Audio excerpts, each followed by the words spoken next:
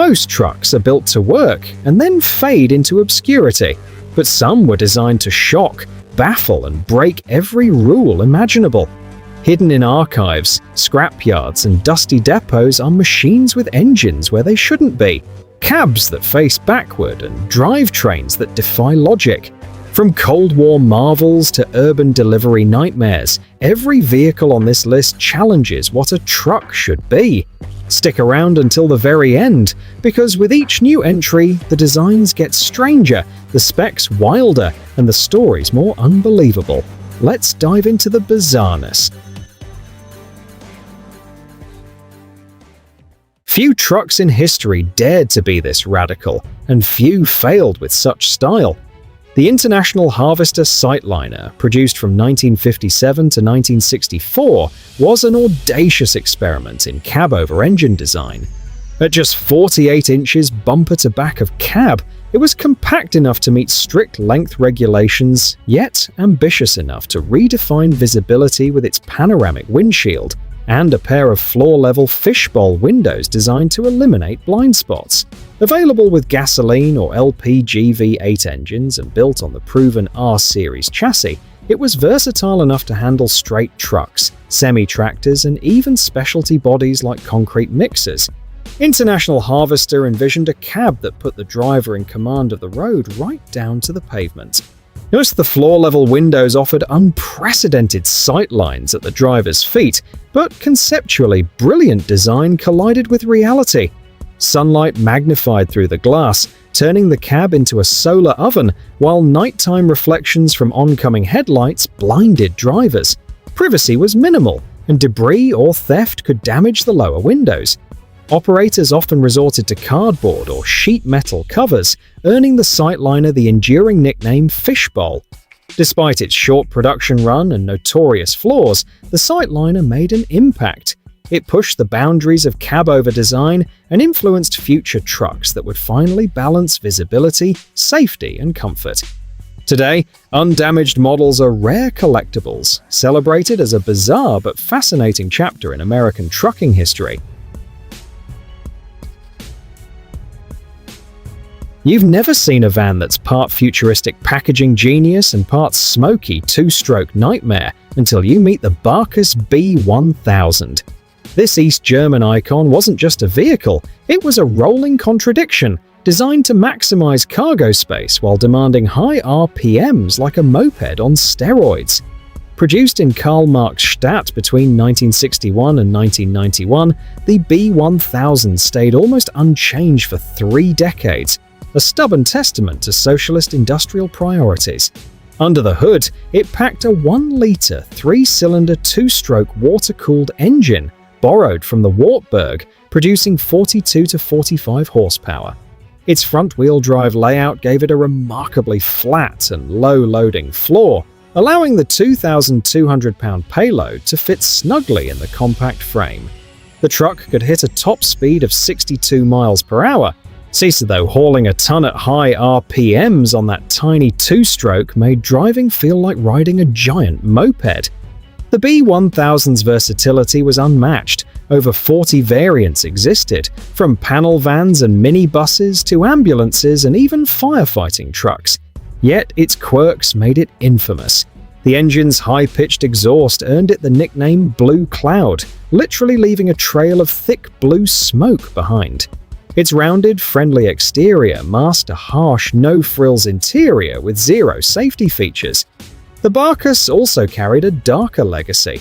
The Stasi used a disguised GTI variant, a prisoner transport vehicle camouflaged as harmless bread or laundry vans, highlighting how this seemingly innocent truck could play a role in state control.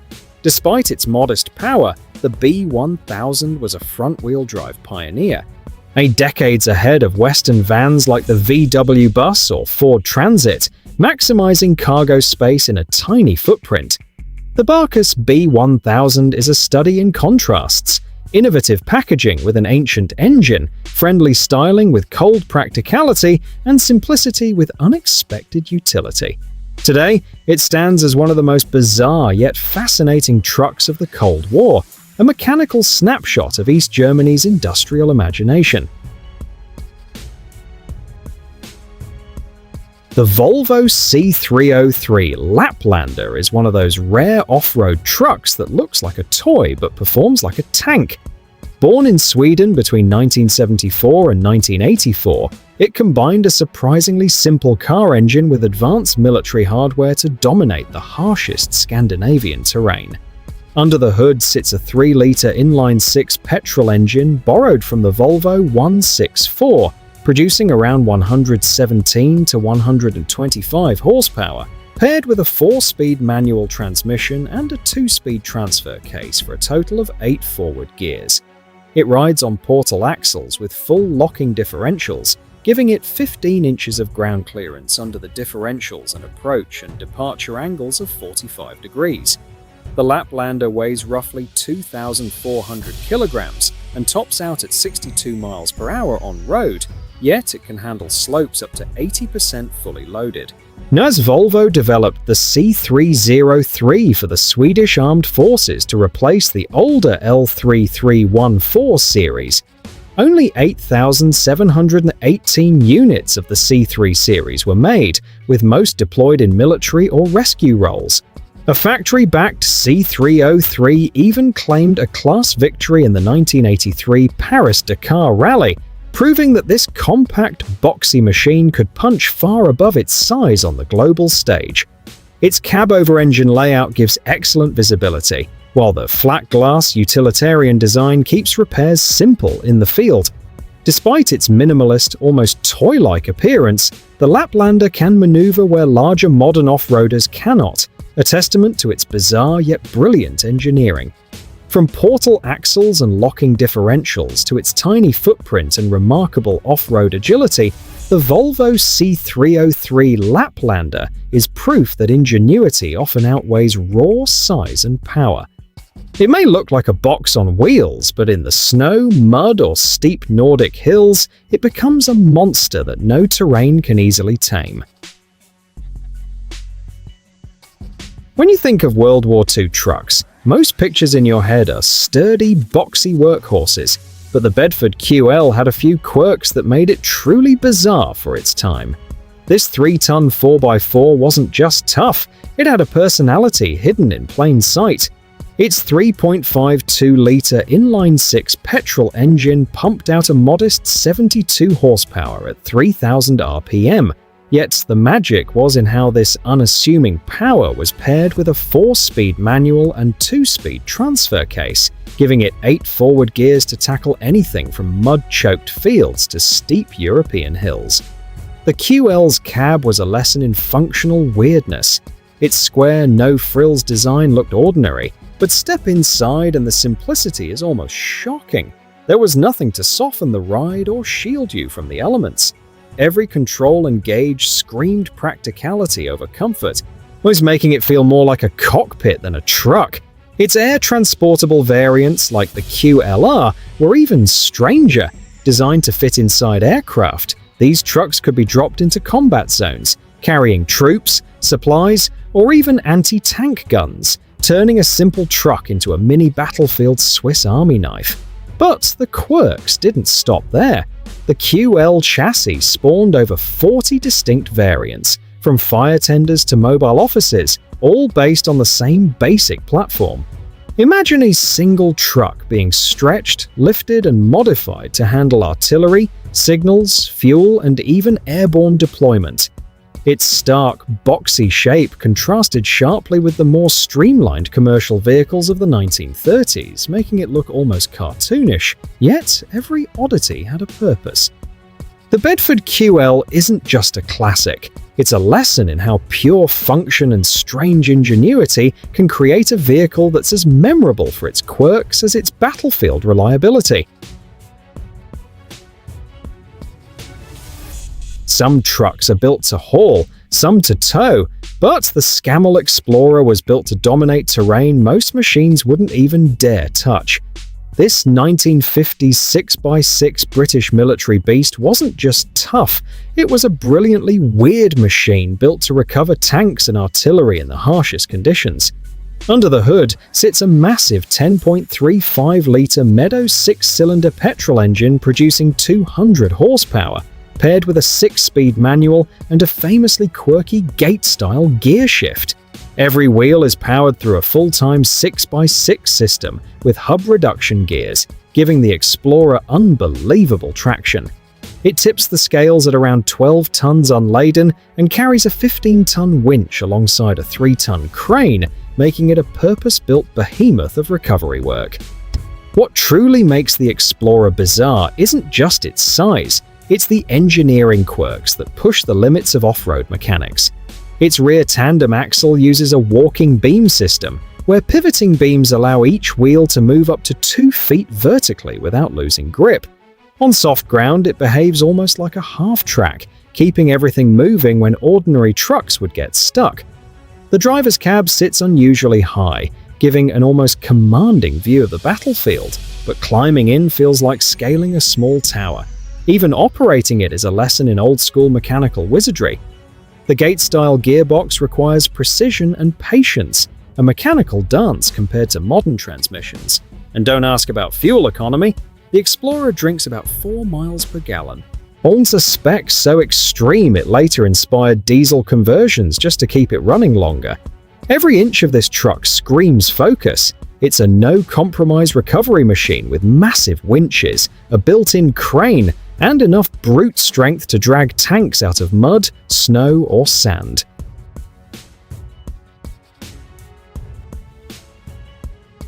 Most people think of trucks as boxes on wheels with engines, cabs, and suspension, but the M274 mechanical mule laughs at that idea.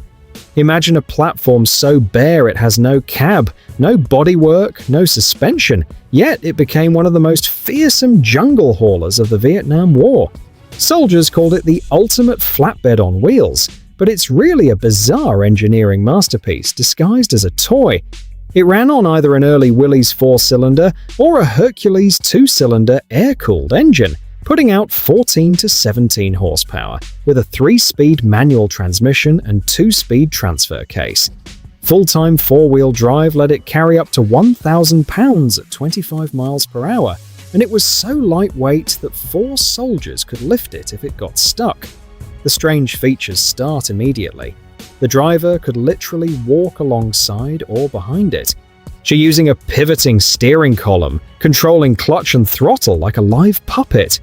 There's zero suspension. The tires themselves absorb bumps, so every pothole or log sends the rider bouncing across the deck. The seat and foot basket are detachable, allowing cargo to be rearranged or center of gravity shifted. Every M274 had 4-wheel steering, letting it turn in a tight 10-foot circle, weaving through dense jungle as if it were alive. The steering column could fold flat so multiple units could be stacked for shipping. Early decks were made of magnesium, incredibly light but flammable. If it caught fire, the platform became a white-hot, nearly inextinguishable flare. Most models had hand crank or pull cord ignition, no battery needed. It could survive shallow water up to 18 inches, thanks to a sealed engine intake, making it amphibious in its own odd way. It could haul wounded soldiers, ammunition, and even mounted weapons. It was built to be dropped by parachute or carried under a helicopter. Everything about the M274 defies the rules of normal vehicles. It's a flat, bouncing, walking, amphibious, airborne mule designed purely for absurd battlefield practicality. Most military trucks are built to be tough, but the DAF YA126 takes tough and turns it into a mechanical oddity you can't stop staring at. Imagine a truck with an engine at the heart of simplicity, yet a drivetrain so unusual it practically defies convention. This is the 1950s Dutch one-tonner that could seemingly drive itself out of trouble.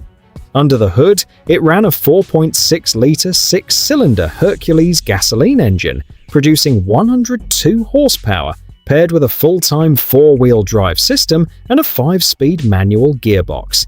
It weighed 7,500 pounds unladen, could carry 2,200 pounds, and had a gross weight of 9,700 pounds. Advanced torsion bar independent suspension gave it smooth articulation over rough terrain. while the optional PTO-driven winch and integrated tire pump turned it into a mobile problem solver. The DAFYA126 earns its BIZZARE badge for two standout innovations. First, the H-drive system. Instead of a conventional center drive shaft, it used 4 shafts running to each wheel station, creating a completely flat chassis floor, better ground clearance, and superior off-road capability with fewer differential gears. Second, the freely rotating spare wheels. Mounted on pivoting arms along the sides, they act like extra support wheels if the truck gets high-centered, giving it a chance to recover itself in the field. Every detail added to its weird charm. The cab could be fully opened by folding the windshield and removing the doors, turning it into a convertible-style utility vehicle. Some versions, like ambulances or radio trucks, included heaters front and rear for comfort in harsh conditions. Despite its unusual drivetrain, the YA126's chassis was simple and robust, making field maintenance straightforward for mechanics.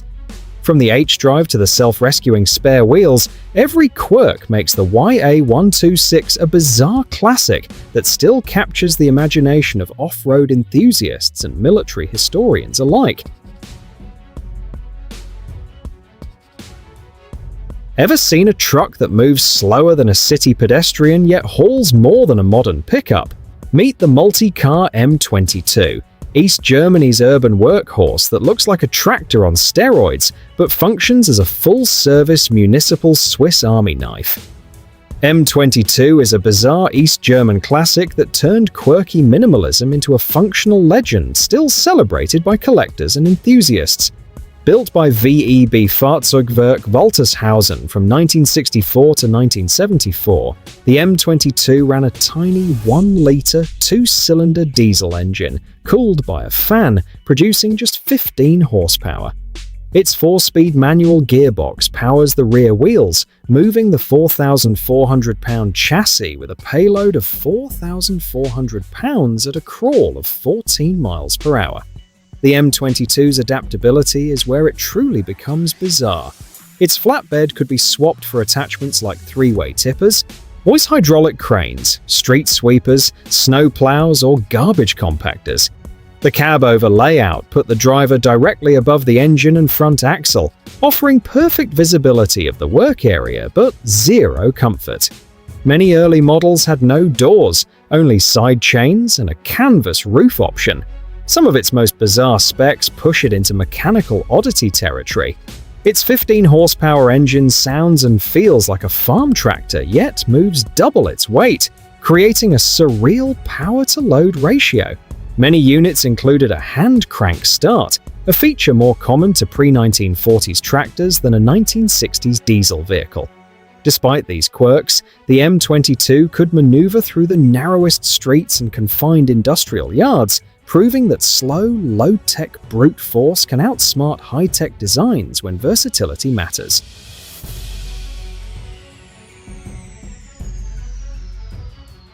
You're looking at a vehicle that could fit in your driveway, yet it climbs mountains, hauls half a ton of cargo, and survives terrain that would bury full-sized trucks. Meet the Steuerpuch Haflinger, a micro-truck built like a tank disguised as a toy. Produced between 1959 and 1974, this Austrian marvel weighs just 1,400 pounds and runs on a 643 cubic centimeters air-cooled flat twin engine, delivering 24 to 30 horsepower.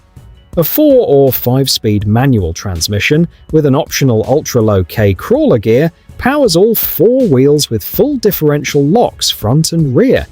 It can carry nearly its own weight, 1,000 pounds, while climbing 65% grades and navigating 50% side slopes with surgical precision.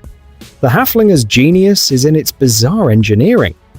A central backbone steel tube chassis protects the drivetrain while giving independent swing axles maximum articulation. Portal axles lift the wheels above the differential housings for nearly 9.5 inches of ground clearance, and zero overhangs allow the truck to drive straight up and down steep obstacles. Wheels pushed to the corners create nearly perfect approach and departure angles, making it a mountain goat disguised as a mini truck. Its minimalist bodywork makes it look fragile, but every inch is optimized for extreme terrain. The optional K-gear lets it crawl at walking speed while towing heavy loads. It's light enough to be carried by helicopter, yet rugged enough to outperform much larger trucks off-road. From alpine rescue missions to forestry work, was every feature, from portal axles and diff locks to its absurd payload-to-weight ratio, cements the Haflinger as one of the strangest, most capable, and utterly bizarre classic trucks ever built.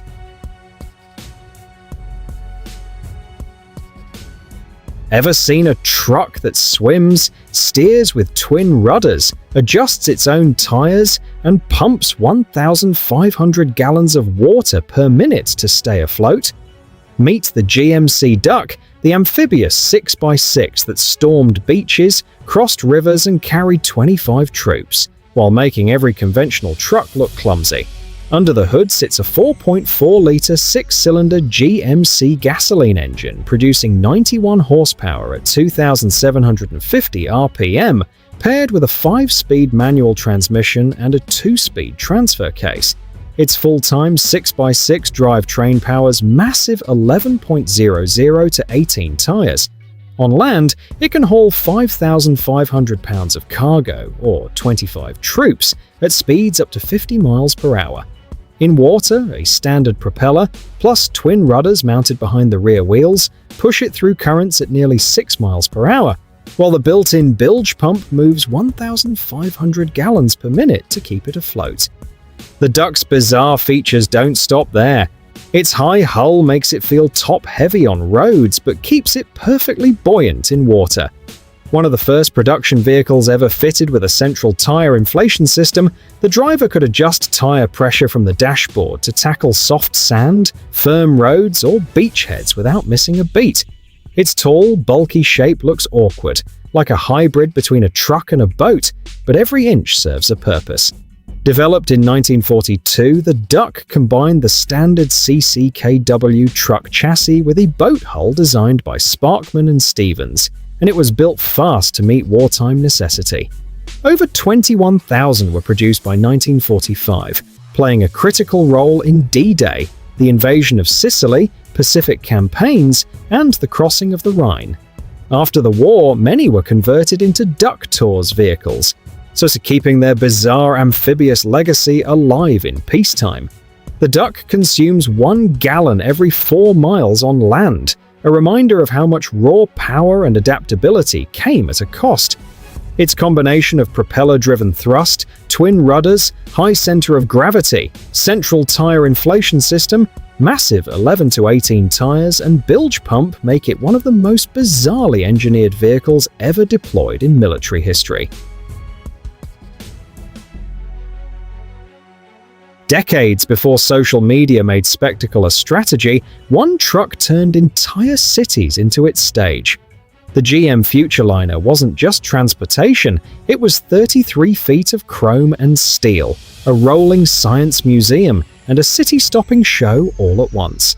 Every inch of it screamed ambition, audacity, and a vision of the future most people couldn't even imagine.